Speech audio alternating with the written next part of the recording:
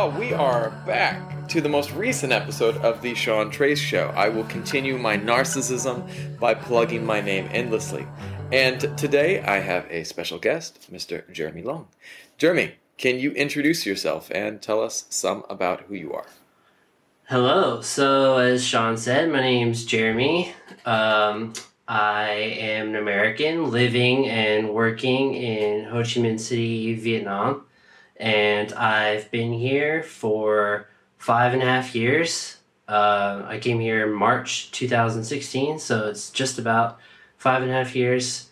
I am a senior teacher for an English language teaching company, and I am also a rock musician and I guess you could say R&B rapper type musician. And I like other stuff, but that's mostly what I do. That's awesome. Yeah, man. And you've got I've listened to some of your music, and it's really, you've got a couple different groups that you're working with, right? You do some solo, and then you work with a couple other. Can you tell me about your different groups that you're in? Yeah, sure. So the main thing I'm working with is my band Coastal Connection, and we're kind of an indie alternative rock band. It's difficult to define genres these days, I think, and it's this was a conversation we had on one of my recent podcasts. Yeah, it's kind of annoying that you have to be put into a box to make sales, I guess. It's always like, all right, select this genre. What things apply to you? But we like a lot of different music, and we listen to a lot of different music, so we play a lot of different music. But if you had to pin us down, we'd be alternative indie rock. And we've been together for a little over a year. We started as a full band last June, I believe. And we've been enjoying playing gigs around Saigon and recording some singles. And then recently, I've just started during this lockdown doing my own solo thing by the name of Jezza. So for those listeners out there who might be American or not familiar with British culture, Jezza is like a nickname that a lot of British people use for people named Jeremy. And so I had some British friends who called me that many years ago, and that was the first time I heard that word. And then it kind of stuck over the years, and the drummer in my band calls me Jezza, so I use that as my like rap R&B name. And the guitarist in my band, he's the one that produces the music for that, so he makes the beats, and he plays guitar and plays the synths and keyboard and stuff, and then I just work with him to make the direction of the songs and write the lyrics and sing/rap. So unfortunately, because of this most recent directive, we haven't been able to record anything because I don't have a really good quality mic at home. So have to wait until I can travel over to his place again. But yeah, working on band stuff and working on solo stuff right now. It's for people who don't know. Not everyone knows that where we're at. We're both living in Ho Chi Minh City, which is formerly known as Saigon in Vietnam. And we are currently under a pretty extreme lockdown as the Delta variant has caused a lot of trouble worldwide, but especially here. And we're in a holding pattern per se as we wait for things to kind of shift and open back up. But you guys were doing some cool stuff before the lockdown, and I'm sure it will get going again soon. But let's talk about your musical history. Like, when did you get into music? How did that all work for you? Well, so I come from a fairly musical family. My mom could play piano decently, but my grandmother was a professional pianist, and my aunt, so my mom's sister, she is a professional celloist. Wow. And she's retired now, but she used to play in big orchestras. in around Western America mostly. Um, and my dad can sing, but he's not like musical per se. Um, so I grew up doing a lot of musical theater actually, and I know you're an actor, and that's something Hmm. we haven't talked about before. But I used to do a lot of musical theater That's in the awesome. community theater, and I did a little bit in college as well. Um, so I've always been around music. My dad has a big record collection. He used to always play like a lot of classic music, Beatles, Rolling Stones, Very cool. Beach Boys, Jimmy Buffett, James Taylor, like Very all kinds cool. of classic stuff. So that's always been in my background. I don't think I really appreciated it until I was older, which I think applies to a lot of people. Like you're exposed to all this great music, but then Right. you don't realize how great it is until Until later on. until you're older. Yeah. Um, so But you're also thankful for it. yeah, Like yeah, for sure. I remember my dad's record collection, and I remember the stuff that they had. I remember he had this one, original pressing of the Beatles' Rubber Soul that I would always throw on and Oh, play all the time. It was great.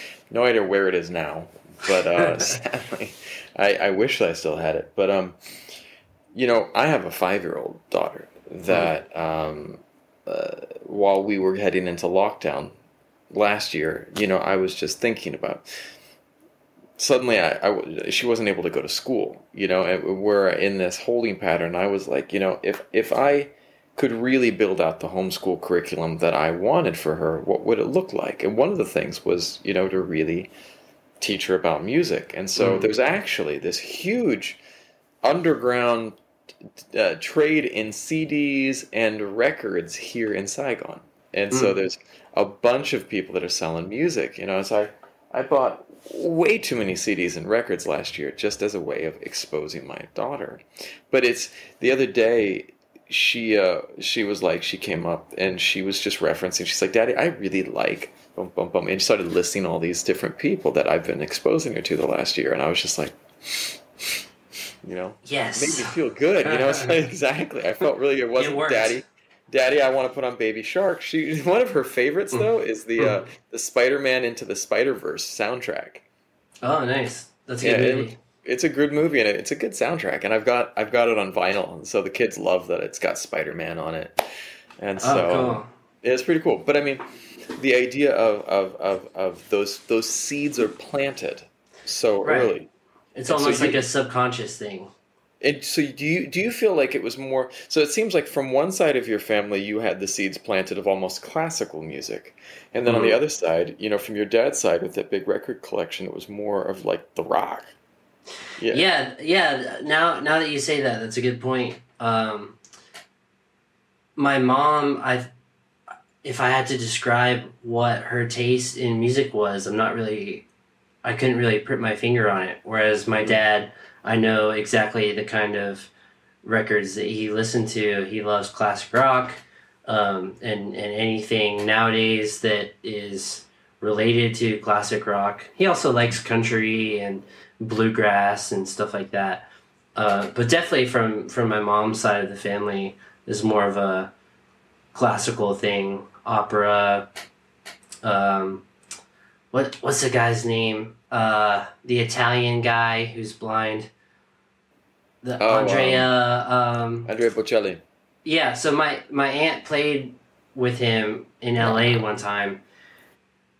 So that kind of music. So yeah, yeah. But there are the two sides of it. But I definitely listen to the Beatles and bands like that more than classical. I don't think I listened to any classical music really until I went to college and I needed something relaxing that didn't have lyrics, Mm, and I listened to Chopin and nice.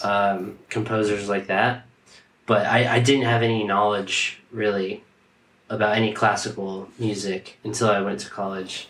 When did you start training in music? Did you get music lessons as a kid, or was this No, something you picked up guitar later in life? Yeah, I didn't pick up guitar until I was in college. I guess I was a late bloomer. Um, like I said, I had done musical theater since I was a kid, and I Mm, was in choirs, like church choirs yeah. and school show choirs, doing performing. So performing is something that I've done my whole life and Well, that and I'm that's an comfortable with. interesting thing you brought up right there. My wife, we had this discussion once about where some of the musicality comes from Oh, for a lot church, of people. Church. for sure. It's like you grow up every week singing in choir, and there's a lot of that musicianship that comes from going to church and choirs, and it's like and you can look at the roots of that in a lot of different types of music, like R&B and hip hop has that gospel influence, Oh yeah, absolutely. and there is that influence, and then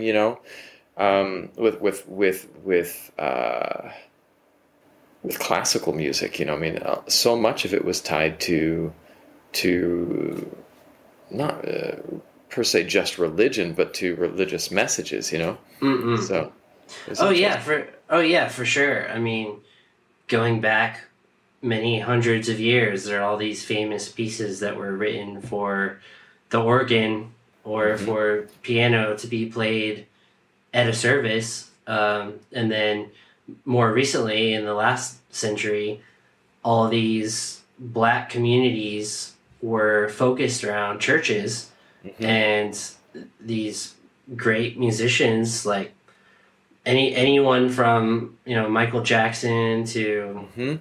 Prince, whatever artist you want to say, um, and Elvis, to name a white musician, Hmm. were all brought up in the church and sang in the church, Hmm. and those communities really created, like you said, musicianship.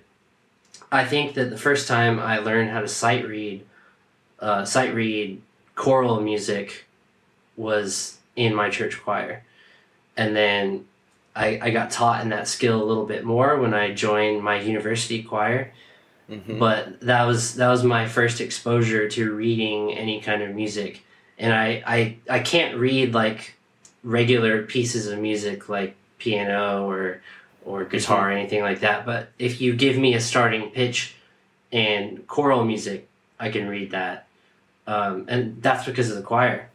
Yeah, and I'm with you on that. I sang in choirs in high school, Mm. and then in college I got into the gospel choir at my university, and just got to go to see some amazing, and just to see, uh, you know, because I think there's something that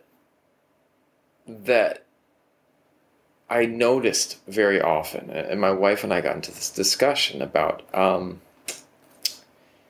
when you would see people, and they would almost, in the ancient Greek and Roman times, there was the idea of the muse, of this Mm. this almost like this deity that would come in, and people would be, or you see some of the tribal shamanism. If you go watch, like cultural anthropology class, and the Mm. people are chanting and singing, and they just Mm. kind of like the music becomes a conduit for something almost spiritual, otherworldly. Mm. And I think that that's something that you can witness at times in church. The idea of this spirituality to music, and I would argue that spirit was in the music of someone like Elvis, or for sure, those people that are just like on the edge of almost, the word I would use is ecstasy. Right, They're right. at that edge of losing control, and I mean, it's for sure in rock, all throughout rock. Oh You yeah, know, yeah. I mean, like Chuck Berry, yeah. yeah, dancing around the stage like a madman, or Jerry Lee Lewis, people like that. Hmm. I Yeah, I think the greatest performers, they can really channel something, and Yeah. I don't think that even today in 2021 we have the ability to diagnose what that something is, Right.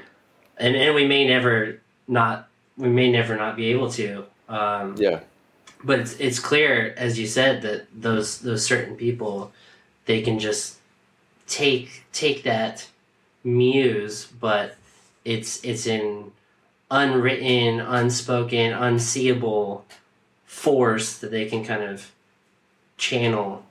And Um, it's something that you can feel. It's like when mm, you're in the audience at a show like that, you can feel it, and it's just it's a tangible thing. It's really a special thing that and this is one of the things that I'm going to say so massively. This is one of the things that I think has been the hardest of the lockdowns is the absence of live music, oh you know. yeah, And I see it from my wife. My wife is a singer here in Vietnam. right. And one of the things that's special about her is she is amazing live. Mm, Absolutely amazing live. And the fact that she hasn't been able to perform has been really, she doesn't have that musical ecstasy per mm-hmm. se, and it's just it's really challenging. How do you feel uh, performing live? How does performing live make you feel? Well, it's funny when we were just talking about those special performers. I was kind of thinking about my past experience, and this might sound a little ridiculous, but No. every time that I have to go perform in front of a decent sized crowd, I always feel like I have to use the bathroom. I'm with you. Even if I go to the bathroom like 5 minutes beforehand, I always feel that way. I'm like, okay, I'm gonna go real quick, and then I'm gonna be good. And it's like but that is just a physical symptom of this excitement and Yeah. nervous energy. But I think something that helps me is that I feed off of that. So Yeah. I use that. It's kind of like heightened senses, you know. Yeah. You have all these people watching you, and there's this feeling of don't screw it up, don't screw it up. But that's just one part. The other part for me is I want to do well so that people enjoy themselves Yeah. and are impressed by what I do. I want to prove myself. So there are all these different feelings. And I hadn't performed in front of people, like in front of a large crowd or a decent sized crowd, for many years, because the first few years that I was here in Vietnam, I wasn't in a band or anything. Mm. I did like a charity open mic thing one time, but it was like 5 minutes. So the last time I had performed in front of a sizable crowd was in my university choir, where I was one of like 60 guys. So, and I was a bass, so I was in the back. Um, Yeah. so I haven't been like front and center in front of people since like a musical at the end of high school. So when we started doing gigs with my band around town, I was very nervous for the first like 5 or 6 shows because I Mm. I also just didn't know how the reaction would be because we were a new band. We had original music mixed with covers, and we didn't know how people would react to it. And I got more and more comfortable, and now I feel like I'm back in the comfortable space of how I was when I did theater, and I really enjoy it. I just want to go out and do it as much as I miss it. possible. Yeah, I I know. feel there's an electricity that I feel like I get. Like Mm, I did martial arts, and when I would get ready to go and compete in a like a sparring or something, there would be this fire that I would feel.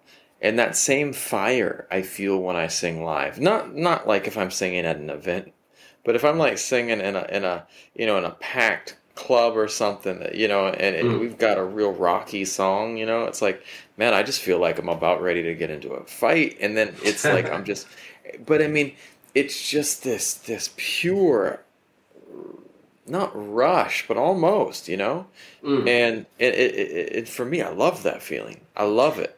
And I think the crowds here are pretty good. Like Hmm.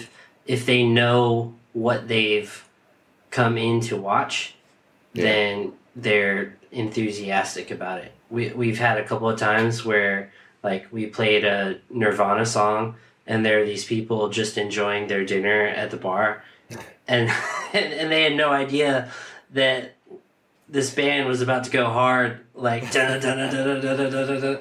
Um, so they didn't enjoy it so much. But I found that when Vietnamese people when they come to watch something and they're aware of what they're going to see, then they're very supportive, Yeah, yeah. which is really cool. Like I've seen a lot of people holding up their phones to take pictures That's awesome. and videos and stuff.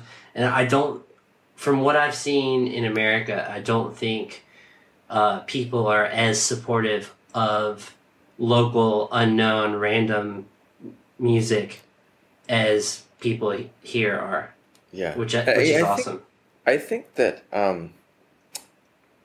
I think you hit on something too. I think that there's well, one of the things that I know about Vietnam, because when I moved here in 2001, is it was like the music industry here was for a long time based on live performances.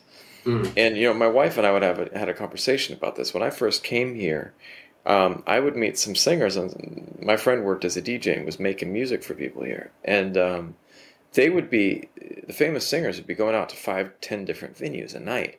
Hop on the back of a motorbike, go to one place, Wow. sing, go to the next place, sing, and they'd be making good money, but they'd just be driving place after place, and Mm. they were extremely talented singers because it was all live music. It was Mm. all they had that refinement of their craft, and it's interesting to see as things have gone in the box.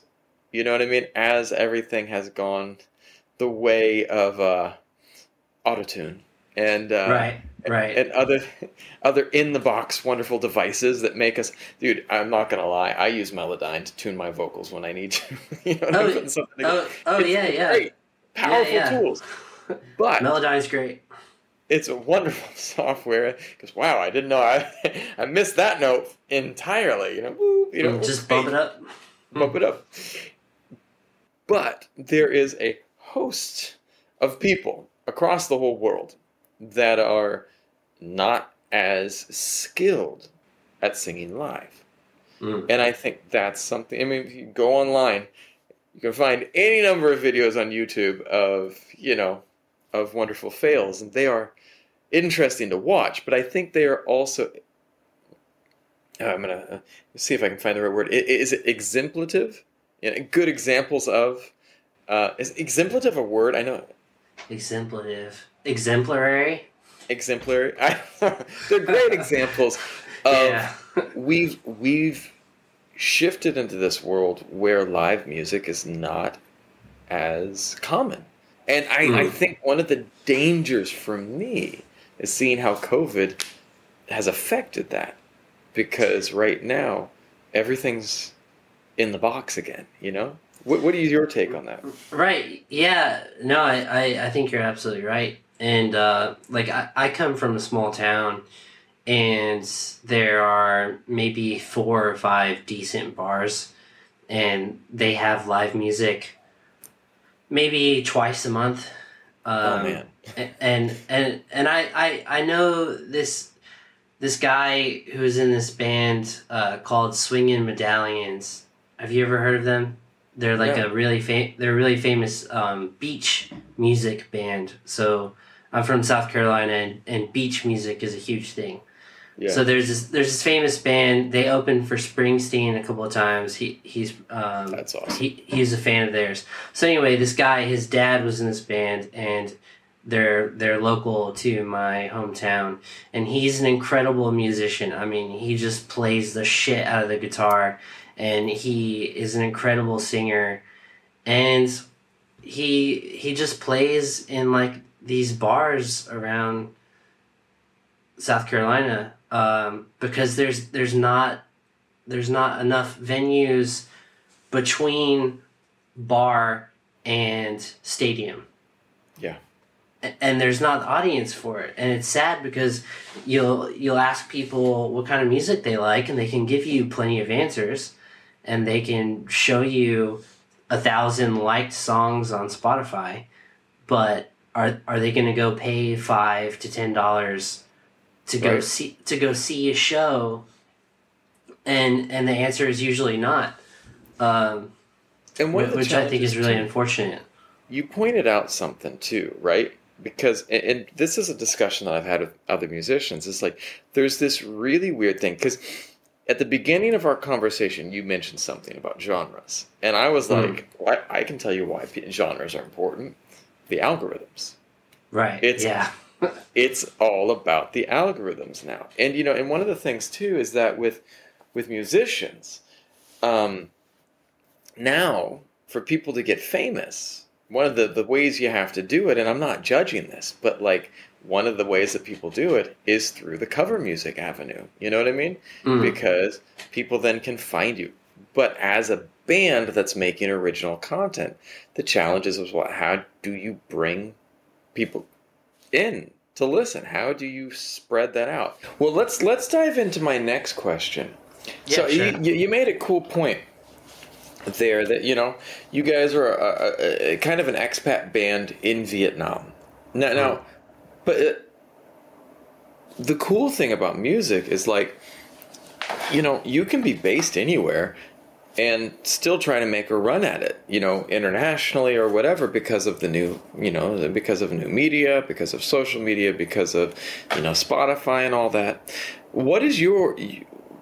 Let's imagine. I keep pulling this one out this week. You've got Aladdin's lamp. You got the genie in the lamp. You know, you rub it, pops out. What would you wish for with your music? Oh wow, that's a good question. Right. I think I would want a lot of people. I won't give a specific number or like countries or whatever.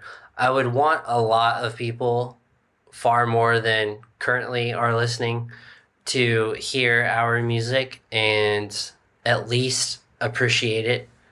I think that would be my number one goal, because if you just gave me whatever I wanted, I don't know if I would want to be super famous or touring around the world or something, because I think those two different things are very difficult on a person's psyche and personal life.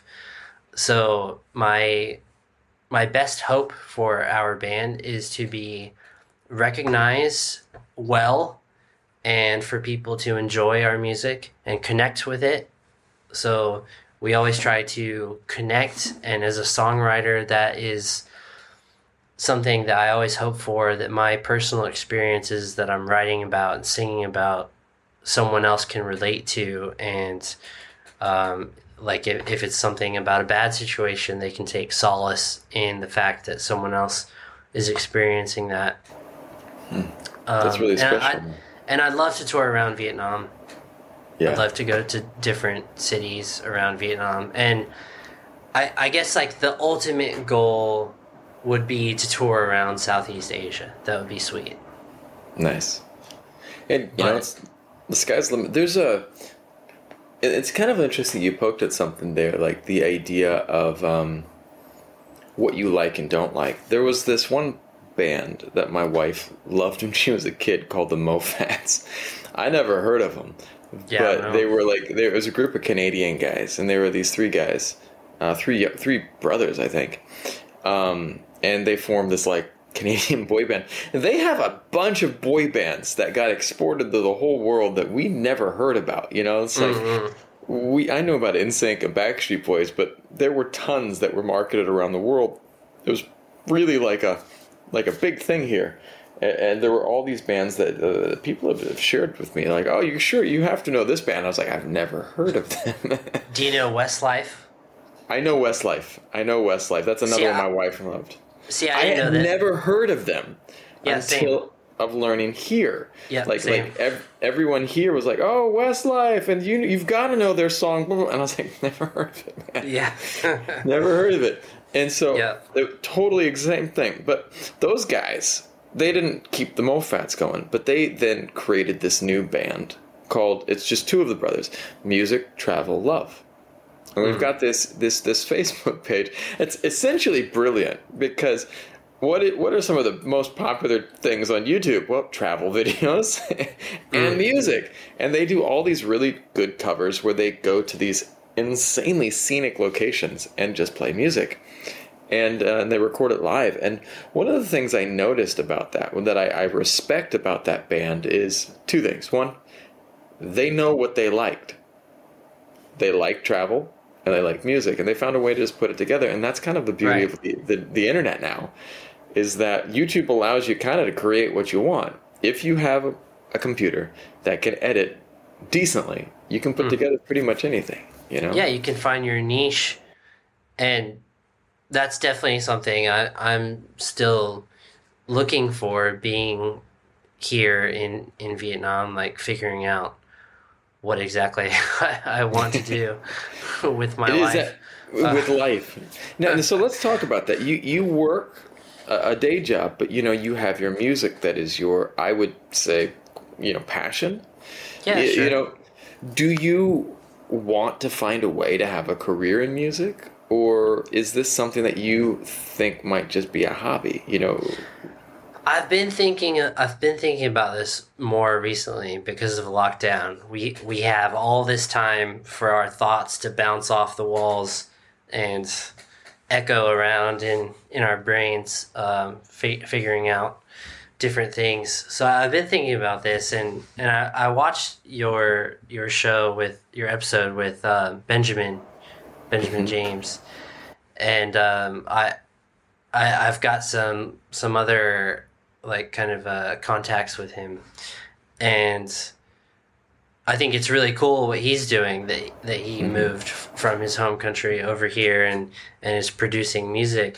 And I'm not anywhere near that level, but I think it would be cool to do something related to music in the future, something business related, maybe not necessarily creatively, because I don't think I'm good enough to do something like producing an album, even if I studied a lot. But being involved somehow in, maybe not necessarily even music, but something creative. I would love to be involved in something creative, and even if that's like a manager of an artist or a manager of a publishing company or whatever.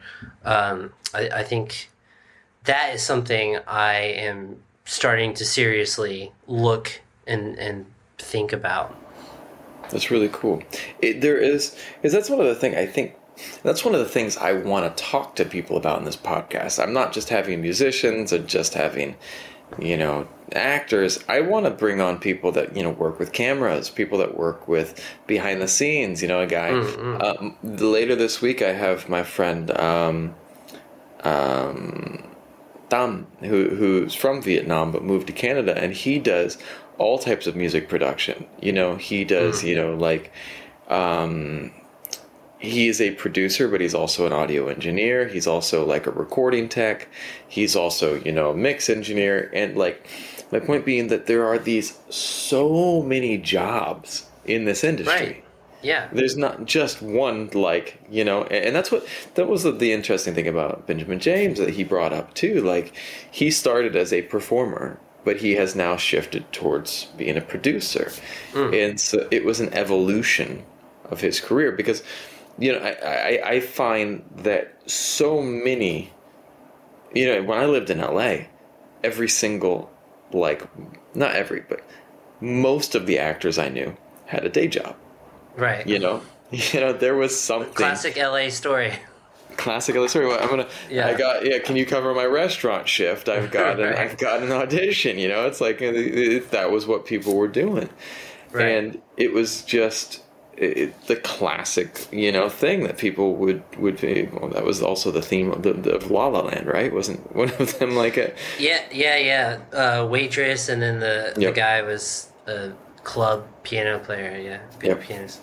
Yeah, yeah, It, yeah. And, you're right. There's so many opportunities, and I think at least in American culture, we really push this idea of being the best at whatever you want to do, right? So if you're a kid and you think I want to be a doctor, then everyone tells you, oh yeah, you're going to be the best doctor ever.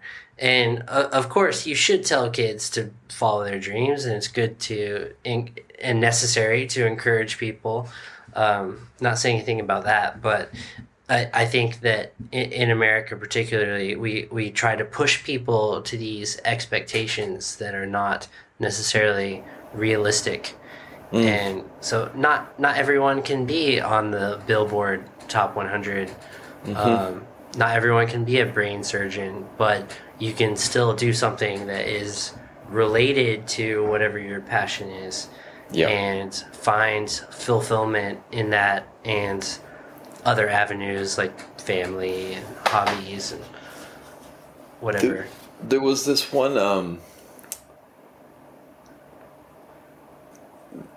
idea that I remember, like the idea of trying to figure out how to say it. Can't remember the example that was given to me, but it's like, you're right. We always say that, it's like, let's say you get this person who's like, oh, you're going to be an Olympic level athlete, and they're 10 years old. Yeah, and they try and they try and they try, but the highest they get is equipment manager. You know what I mean? But I mean, maybe they're really good at that. And this is. I have a story about this. So that this is something that was interesting for me. My high school, all the cool kids were on the gymnastics team. We had a weird high school. Yeah, that is weird. The gymnastics team at my school was the thing. It's a weird school, but I mean, they had acro gymnastics, and all the cool people were on gymnastics. And I was not the most coordinated kid, and I tried as hard as I could to become a gymnast. I did, and I was training with the coach. And I think if someone had to put a little bit of extra help to help me get there, I could have gotten there.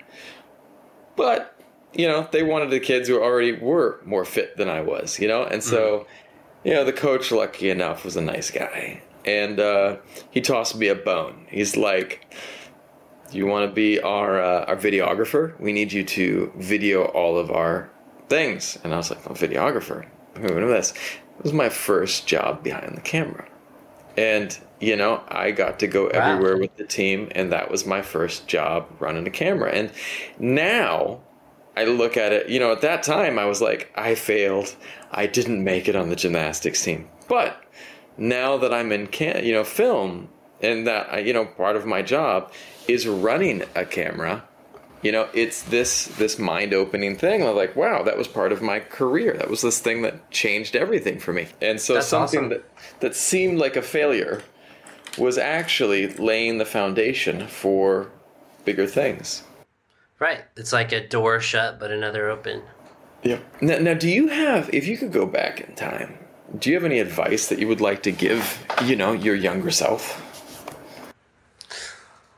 Oh, probably a lot of things. Well, I made a good decision by moving here, so nothing related to where to live.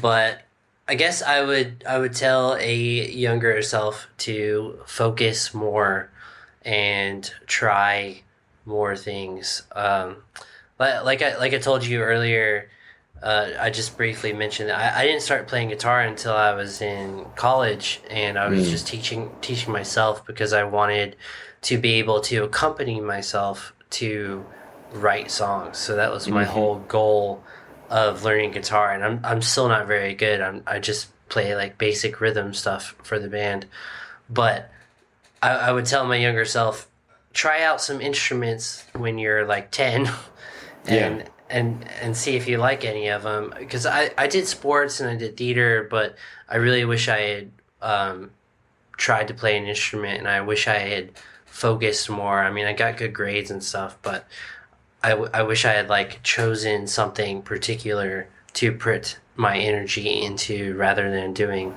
a bunch of different things, kind of half or 3/4 assed instead of full ass on one thing. Yeah, right. No, I wish I'm an okay guitarist as well. I'm not great. You're And better than me. I've seen you play, so dude, I can you say know what? that. That's the magic of videos, man. All of our Someone stuff, else's fingers are in there. dude. Everything that every song that I put up, it's a different guitarist. We just have it on video, and it's because he's shy. I always ask him to get into our videos, but it's my friend Fu does our guitar for all of our music. Now you've admitted your secret. You have to delete Oh, dude, this. I put it out there all the time. People are always like, dude, this guy is full of shit. Look, I can see those aren't the real chords. I'm okay. And I really wish that I could claim it. I never claim it. That's my friend Fu. Fu is this virtuoso guitarist. He's absolutely savage. And I'm not. And I wish that I could go back in time and go a little whip and be like, hey, you, practice. When did you pick it up? Got my first guitar in high school, but I didn't really get into it until, more recently in adulthood. I just wanted to, I could play some basic chords, but the last 4 years I've been really trying to push myself to practice. And I'll have great like spells where I'm getting better. And I think I'm a pretty good rhythm guitarist now, but I'm by no means a great guitarist, so I totally understand. I think the idea of being a guitarist and then having a nice looking guitar sitting in front of you is so much easier than spending the hour and a half every day like doing arpeggio, Right. going up and down the fretboard and like giving yourself blisters. The pictures look so much nicer than the practice. Right? But that's like part of the thing too, is like that comes back to part of what I was talking about earlier. Like we're in this time period where it's the illusion, because the internet has created this space where the illusion of what's real isn't always what's real. And so that's this, I don't want to be a fake. All my vocals are me. All my wife's vocals are her. But our guitar, I get my friend Fu. And Fu, if you are listening to this, you have to get in our videos more. I tell him, but we haven't been able to have him come over for anything because, of course, yeah, because of with the lockdowns and stuff. But I want to ask you one more thing before we finish up tonight, because we're coming up in about. What makes your music special? Sorry, can you say that again? Did you say stand out or special? Well, special. What makes your music special? Okay. It cut off like right on that last word. What makes your music... I don't know. I don't know what you said. What? I don't know how to answer. I mean, I hesitate to ever say that anything I do is special. What I think is good may not be what someone else thinks is good. Interesting. So I will say that the music that I have written, it has made a certain number of people enjoy it, and has given connections to a certain number of people, but that won't apply to everyone. So with that long disclaimer out of the way, I guess what makes my music enjoyable to me is how much of my own experiences I put into it. So the songs that we've written that have been the most successful so far are really straight from my experiences and how I have felt at certain points in my life, and I try to make it clear so that people can listen and connect with that if they've had a similar experience in the past. I really think that the best music tears down walls and Mm, are and allows people to feel a connection with another person and with another person's experience. I know right. that through this lockdown and through previous lockdowns, I survived by just having music. I'd wake up and throw on something on Spotify and just be walking around my house blasting beats because sometimes the world can be too much, and Right. Yeah. music is one of the things that helps me get through. What's one of your go-to songs to listen to when you are just needing something? For like a to make a more positive mood, Whatever you want. whatever I want. Oh, that's such a difficult question. It's like if you asked me what my favorite band is, I would explain something for 5 minutes about how many how many different bands and artists I like and why I like them. Um, Let's say I'll categorize it then. You want to okay. start. You want to start your day well. What do you put on? Okay. Oh, I want to start my day well. Probably jazz. I Nice. love jazz. I love Chet Baker. I was just gonna ask if you like Chet Baker. I love Chet Baker, and you know you I've could got an play Chet original Baker in a pressing. movie. I've got an original pressing of Chet Baker Sings here. Oh, It, I love that album. That's such a great album. it is an Yeah, expensive one. I dropped way too much money on that, and it's so good. but you'll always But you have know it. what's weird about that? It's mono. It's mono. It's not Mm, stereo. Yeah, because it's an original pressing, but it's weird. right. But go ahead, go ahead. Yeah, it's such Yeah, yeah. So I would put on like Herb Ellis or a Chet nice. Baker or someone like that to wake up to. When I'm feeling like kind of down and I want to go into that feeling, you know, sometimes when you don't feel so well mentally, you want to just like keep pushing that and like just wallow in that sadness. Mm-hmm. Maybe that's just me, but No, if sometimes I feel you, man. I feel yeah, you. it's like Some, you like just go all the way with it, yeah. right? And Um, then it's cathartic because yeah, you're not hiding it. You go into it, and and you then can you get this, let it out. yeah, and Yeah. you get that release. So one song would be "Let It Be," the Beatles. I feel you. Um, that's both like cathartic and Uplifting. inspirational and Yeah. uplifting. Yeah, for sure. My wife and I just finished a cover of "Let It Be" that I'm trying to shoot in the next couple days. So it's Oh, one of sweet. my go-to songs for hope. I don't know why, but I find hope in that song. Well, yeah, it's about his mother telling him that everything will be okay, basically, Yeah. and the just the title. I mean, let it be, especially in this point in time that we're at here in Vietnam. It's like we can't go outside and change anything, so let it be, The only thing you can change is right here. right? Yeah. Well, what would yours be for a general A good go-to mood? general good mood song. I'm not. What if I've been listening to this one playlist on Spotify, and the playlist on Spotify is like 80s happy rock. Okay. Like geez, what is it? It's called boat rock. I'm not gonna play anything right now, but like top song on there, "You Make My Dreams Come True" by Hall and Oates. Oh, You great make song. my dreams come Yeah, true. And then yeah. yeah, yeah, exactly. Yeah. Summer Breeze and Steal Away.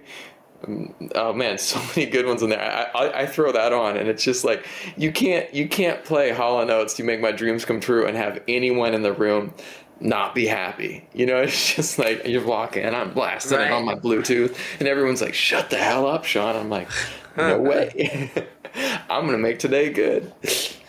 But Yeah. it kind of blasts out all that negativity in myself too. You know, the 80s, I think, were a good time for that kind of music. They just like focused. over the top characters, but they got it done. They had a good time. They Right. did a lot of drugs and enjoyed themselves. And on that note, everyone. Yeah, that's awesome, man. Well, Is this a family-friendly show? I have no idea what this show is yet, so I'm still feeling it out. Yeah, I guess I can bleep stuff, but I feel like think that wasn't too obvious. It wasn't too bad. It was too bad. My reference there might be a little bit more gray areas, but I want to say Your daughter's not watching this. It's fine. It's 50 minutes in. We're about 50 minutes into it. I don't think many people at all are watching at this point in time. You know? But I want to thank you for coming on the show. And my mom's watching, so I'm pretty sure that the one person who's still watching is my mom. So thank you, Hey, Mrs. Jeremy. Trace. Nice to see you. I appreciate you so much, man. And thank you, I hope to have you back on, man. And I want to jump on your podcast sometimes. Oh yeah, I'd love that for sure. Awesome, I already thought about that. Absolutely. Well, anytime, man. Well, thank you guys for tuning in tonight. Do you have anything you want to finish up with tonight, Jeremy? No, just I hope if anyone's listening in Vietnam, I hope you're doing well, and if you need anything, please don't be afraid to reach out to the people who are close to you. And tune in and check out Coastal Connections. We'll put a link in so you guys can listen to some good vibes. And do that. I won't tell you to do that, but yeah. I will. Listen to the plug. Yeah, listen to the plug. All right. Thanks much, man. All right, man. Thank you.